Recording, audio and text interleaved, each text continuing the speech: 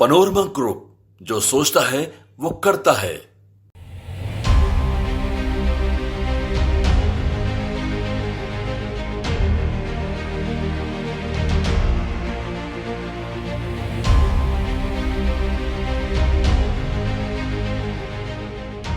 चंदन मिश्रा की हत्या यूं ही नहीं की गई। पहले 5 शूटर अस्पताल में पहुंचते हैं और रूम नंबर 209 में घुसकर एक के बाद एक कई राउंड गोली चलाई जाती है।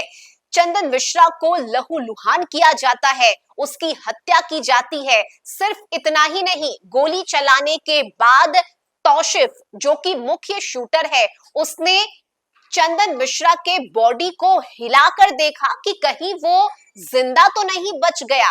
और जब इस बात की पुष्टि हो गई कि चंदन मिश्रा मर चुका है, इसके बाद एक वीडियो बनाया गया और इस वीडियो को तौशिफ ने किसे भेजा ये हम आपको बताएंगे। साथ ही पूरी जानकारी देंगे कि पुलिस के सामने तौशिफ ने क्या कुछ कबूल किया है और चंदन मिश्रा हत्याकांड को लेकर तौशिफ की तरफ से क्या कुछ जानकारी दी गई है। नमस्कार, न्यूज फॉर नेशन देख रहे हैं आप। मैं हूं रश्मि श्रीवास्तव आपके साथ। बिहार के हाई प्रोफाइल मर्डर केस कुख्यात चंदन मिश्रा हत्याकांड में पड़त दर पड़त कई बड़े खुलासे हो रहे हैं। पुलिस लगातार आरोपियों से पूछताछ कर रही है, जिसमें मुख्य शूटर तौशिफ ने कई बड़े राज उगले हैं। उसने बताया कि सबसे पहले कमरे में जाकर गोली चलाकर चंदन मिश्रा को मारा जाता है, उसके बाद उसकी बॉडी को हिलाकर देखा जाता है कि कहीं वो बच तो नहीं गया, और तब जाकर एक वीडियो शूट किया जाता है। दरअसल आपको बता दें कि पारस अस्पताल के कमरा नंबर 9 में दिन दहाड़े घुसकर बक्सर के कुख्यात चंदन मिश्रा की हत्या के मामले में रिमांड पर आए तौशिफ रजा उर्फ बादशाह से पूछताछ पूरी हो गई है।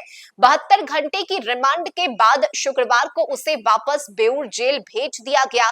उससे पूछताछ में कई जानकारी पुलिस को मिली है। अब उस जानकारी के आधार पर पुलिस छानबीन कर रही है। पारस अस्पताल के जिस फुटेज के आधार पर शूटरों की पहचान हुई है, उसमें तौशिफ 17 जुलाई की सुबह सबसे पहले चंदन मिश्रा के कमरे में घुसता है और उसकी हत्या के बाद सभी शूटरों के भागने के बाद वह थोड़ी देर से वहां से निकलता है।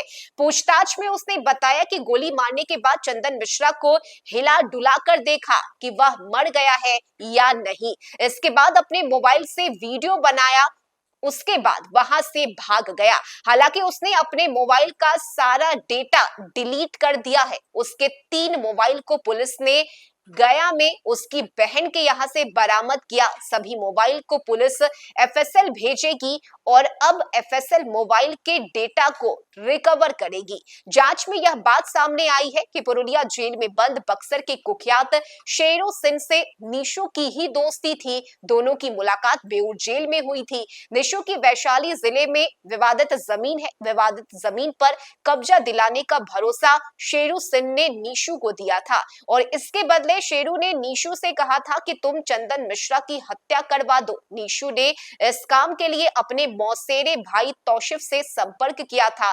वहीं सूत्रों की माने तो चंदन मिश्रा की हत्या के लिए सभी शूटरों को 5-5 लाख देने की बात शेरू ने कही थी। तौशिफ की गिरफ्तारी के बाद आरा के बिहिया में मुठभेड़ भी हुई और इस मुठभेड़ में बलवंत सिंह और रवि रंजन सिंह को गोली लगी थी। अभिषेक कुमार गिरफ्तार हुआ था। बलवंत और रवि का इलाज पीएमसीएच में चल रहा है। वहीं अभिषेक फिलहाल भोजपुर जेल में बंद है। 2 शूटर मोनू और नीलेश अब भी फरार है। दोनों की तलाश में पटना पुलिस की विशेष टीम छापेमारी कर रही है और इधर पुलिस ने तौशिफ की निशानदेही पर छापेमारी कर 3 मोबाइल फोन, सिम कार्ड और दोनों बाइक बरामद कर ली है। हालांकि शूटरों ने जिस पिस्टल से इस घटना को अंजाम दिया वो अभी तक बरामद नहीं हुआ है। इन शूटरों के पास 6 से 7 पिस्टल थी, जिसकी बरामदगी के लिए पुलिस बक्सर सहित अन्य जगहों पर छापेमारी कर रही है। लेकिन 2 शूटर अभी भी फरार हैं, जिसकी गिरफ्तारी को लेकर लगातार छापेमारी चल रही है।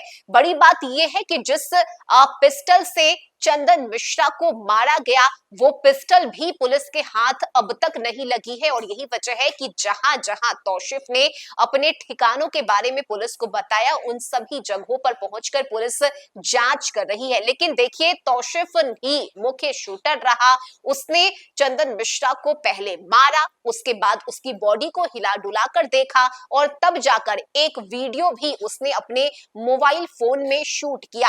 हालांकि फिलहाल उसने अपने मोबाइल फोन के सभी डेटा को डिलीट कर दिया है।